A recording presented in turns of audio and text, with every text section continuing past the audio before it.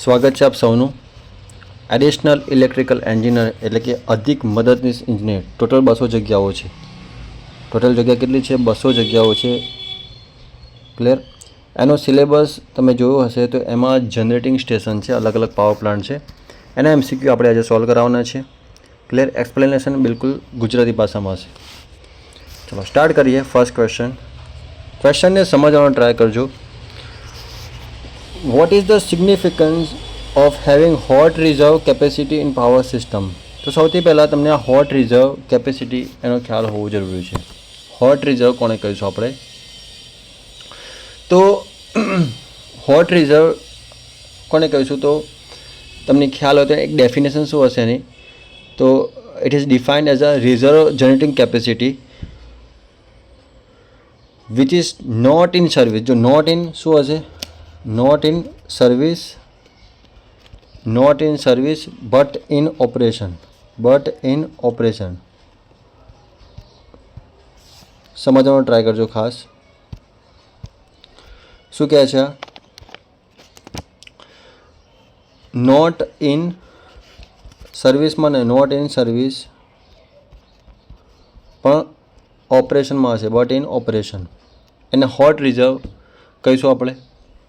અને cold reserve બીજું શું આવે છે અહીંયા? હોટ રિઝર્વ અને એક આવે છે કોલ્ડ રિઝર્વ. તો કોલ્ડ રિઝર્વમાં શું હશે? તો અવેલેબલ હશે generating capacity. Cold reserve is the generating capacity. શું છે? જનરેટિંગ કેપેસિટી છે વિચ ઇઝ અવેલેબલ ફોર સર્વિસમાં પણ અવેલેબલ હશે પણ રેડી નહીં હોય. ક્યારે? જ્યારે ઇમિડિયેટ લોડિંગ કન્ડિશનમાં રેડી નહીં હોય. યાદ રાખજો આ. ક્લિયર? તો ક્વેશ્ચન શું કહે છે? Vote is the significance of having hot reserve capacity in power system? તો તમારો આન્સર આવશે to meet sudden fluctuation in electricity demand and maintain grid balance. યાદ રાખજો, to meet sudden fluctuation in electricity demand and maintain grid balance. તો આના માટે તમને ખ્યાલ હોવો જોઈએ કે હોટ રિઝર્વ કેપેસિટી અને કોલ્ડ રિઝર્વ કેપેસિટીનો તમને આઈડિયા હોવો જરૂરી છે. ક્લિયર? હોટ રિઝર્વ કેપેસિટીમાં શું હશે? તો આ રિઝર્વ જનરેટિંગ કેપેસિટી હશે which is not in service but in operation. અને કોલ્ડ રિઝર્વ કેપેસિટીમાં શું હશે? તો સર્વિસમાં તો અવેલેબલ હશે પણ નોર્મલી એ રેડી નહીં હોય ઇમિડિયેટ લોડિંગ કરવા માટે. એને આપણે કોલ્ડ રિઝર્વ કેપેસિટી કહીશું. કોલ્ડ રિઝર્વ જનરેટિંગ કેપેસિટી કહીશું. યાદ રાખજો. Next question. Vote is the diversity factor in power system? શું થાય? ડાયવર્સિટી ફેક્ટરનું ફોર્મ્યુલા શું થશે? તો ડાયવર્સિટી ફેક્ટર એટલે શું? તો sum of individual maximum demand upon maximum demand on power system maximum demand of power station. અને હંમેશા યાદ રાખવાનું કે આ ડાયવર્સિટી ફેક્ટર જે હોય છે DF ડાયવર્સિટી ફેક્ટર ઓલવેઝ કેવો હશે? ગ્રેટર દેન 1 હશે. યાદ રાખજો, diversity factor always greater than 1 હશે. તો the ratio of individual maximum demand of all consumer to the maximum demand of the power station. યાદ રાખજો. The ratio of the sum of individual maximum demand of all consumer to the maximum demand of the power station. ખ્યાલ આવ્યો કે નહીં? ચલો next question જોઈશું આપણે. Which statement is not true for the fix drum type biogas power plant? તો કઈ બાબત જે છે, કયું સ્ટેટમેન્ટ એ નથી સાચું? નોટ ટ્રુ એટલે કે સાચું નથી. તો શું છે? ખોટું છે. ક્વેશ્ચન સમજવામાં ભૂલ નહીં કરતા. Not true for fixed drum type of biogas power plant. So it has no corrosion problem. It has a lower cost. The gas production per cubic meter of digester is less. It has constant pressure of biogas.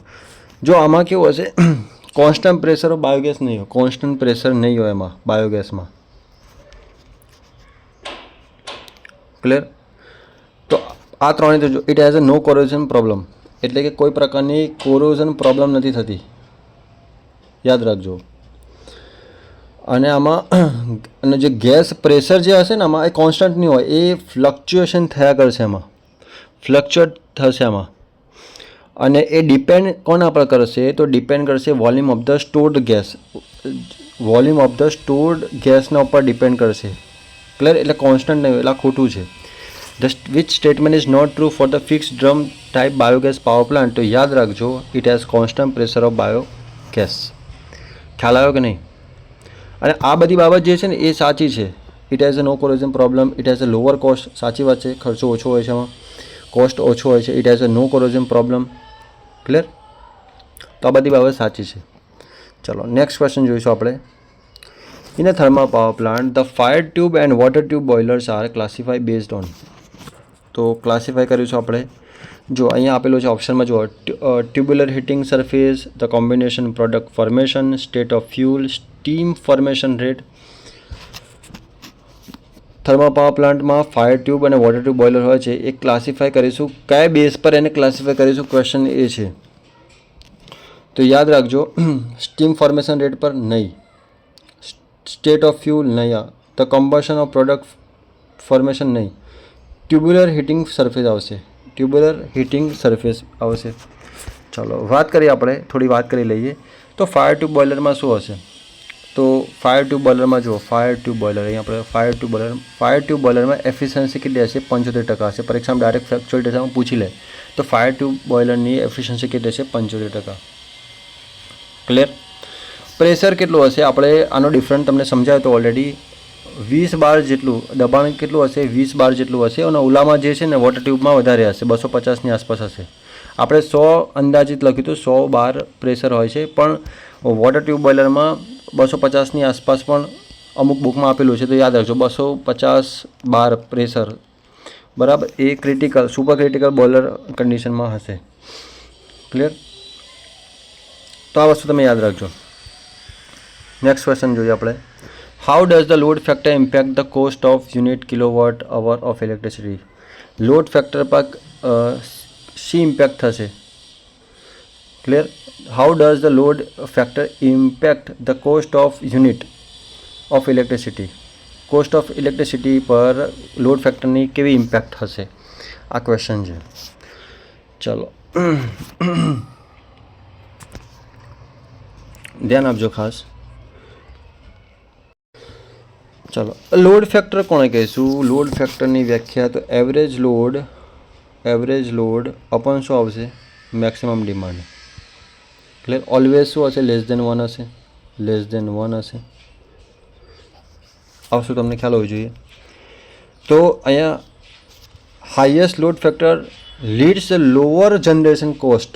જેટલો load factor વધારે હશે તો power જનરેશનનો cost હશે એટલો reduce થશે. Cost, lower cost generation cost per unit. યાદ રાખજો. Clear? Load factor એટલે શું થશે? Average load upon maximum demand. What is the meaning of the term of load factor? Load factor કોણે કહીશું? Load factor average load upon maximum demand.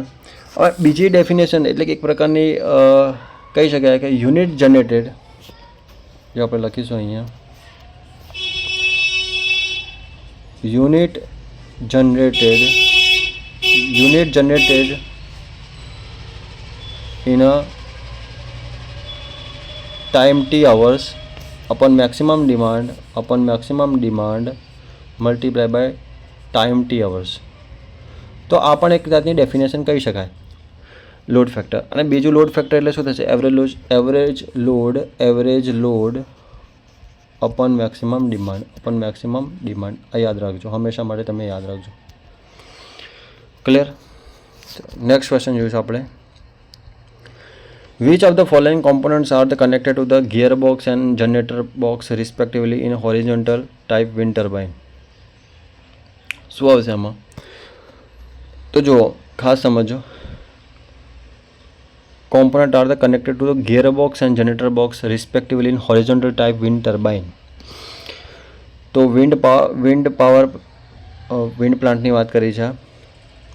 તો આમાં જુઓ તમે, હાઈ સ્પીડ શાફ્ટ, લો સ્પીડ શાફ્ટ નહીં આવે. લો સ્પીડ શાફ્ટ એસેલેરોમીટર નહીં આવે. હાઈ સ્પીડ શાફ્ટ એસેલેરોમીટર નહીં આવે. લો સ્પીડ શાફ્ટ અને હાઈ સ્પીડ શાફ્ટ આવશે. યાદ રાખજો. તમે જો વિન્ડ પાવર માં હોરિઝોન્ટલ ટાઈપ વિન્ડ ટર્બાઇન તમે ભણ્યા હશો તો એમાં એક લાઇન આપેલી હશે કે લો સ્પીડ શાફ્ટ અને હાઈ સ્પીડ શાફ્ટ. ક્લિયર? તો આ જે કોમ્પોનન્ટ છે કનેક્ટેડ ટુ ગિયરબોક્સ સાથે કનેક્ટેડ હશે અને જનરેટર બોક્સ સાથે કનેક્ટેડ હશે રિસ્પેક્ટિવલી. યાદ રાખજો. What type of rotor is use in alternate drive in hydro turbine? તો ઇઝી ક્વેશ્ચન છે. જો સ્મૂથ સિલિન્ડર ટાઈપ નહીં, નોન સેલિયન્ટ પોલ ટાઈપ નહીં, શેડેડ પોલ બિલકુલ નહીં, સેલિયન્ટ પોલ આવશે, સેલિયન્ટ પોલ ટાઈપ આવશે. ક્લિયર? આ મોસ્ટ સુટેબલ ટર્બાઇન છે અને આ સિલિન્ડ્રિકલ જે છે સિલિન્ડ્રિકલ રોટર એ સ્ટીમ ટર્બાઇનમાં યુઝ થશે અથવા ગેસ ટર્બાઇનમાં યુઝ થશે. કયું? સિલિન્ડ્રિકલ ટાઈપ રોટર જે છે આ જે છે એ થર્મલમાં યુઝ થશે અથવા ગેસ ટર્બાઇનમાં યુઝ થશે સ્મૂથ સિલિન્ડર ટાઈપ. તો આ ક્યાં યુઝ થશે? સ્ટીમમાં. અને સેલિયન્ટ પોલ ટાઈપ જે છે એ ક્યાં યુઝ થશે? હાઇડ્રોમાં યુઝ થશે. આ સ્ટીમમાં યુઝ થશે. ક્લિયર? નેક્સ્ટ ક્વેશ્ચનની વાત કરીએ આપણે. Francis turbine is used four. Francis turbine તો देखो लो टू लो हेड्स नहीं આવે, हाई टू हाई हेड्स नहीं આવે, हाई टू मीडियम हेड नहीं આવે, लो टू मीडियम हेड શું આવશે? लो टू मीडियम हेड આવશે. ક્લિયર થાય છે?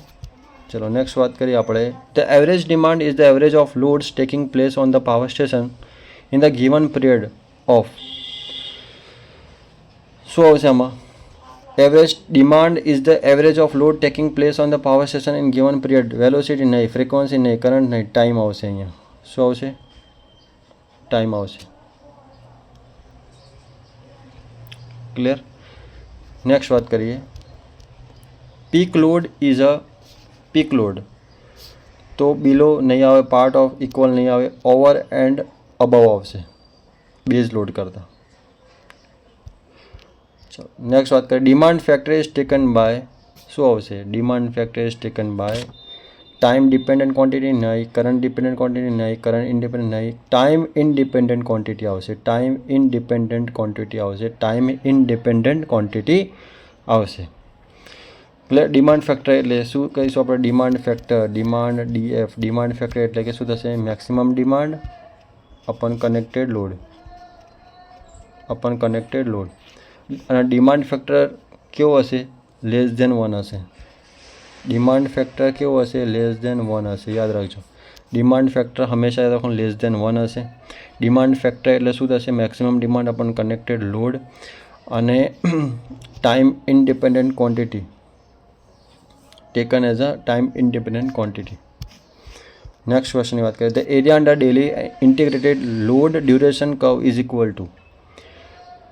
તો શું આવશે? કરંટ જનરેટેડ પર ડે નહીં, વોલ્ટેજ જનરેટેડ પર ડે નહીં, ફ્રિકવન્સી નહીં, યુનિટ જનરેટેડ પર ડે આવશે. શું આવશે? આન્સર સી આવશે. યુનિટ જનરેટેડ પર ડે આવશે. The area under daily integrated load duration curve is equal to unit generated per day આવશે. Base load on power station stand for. Easy question છે. 12 થી 24 કલાક પર ડે આવશે. Clear? હવે બાકીના જે ક્વેશ્ચન છે આપણે નેક્સ્ટ લેક્ચરમાં ડિસ્કસ કરીશું. જો તમે ચેનલમાં ન્યૂ હોય તો ચેનલને સબસ્ક્રાઈબ કરી દેજો, તમારા મિત્રો સુધી શેર કરજો. ક્લિયર? એક્ઝામ સુધી આપણે આ સિરીઝ કન્ટિન્યુ રાખીશું. ક્લિયર? જ્યાં સુધી તમારી એક્ઝામ નહીં આવે ત્યાં સુધી આપણે આ કન્ટિન્યુ રાખીશું. ઓકે? જય હિન્દ, જય ભારત.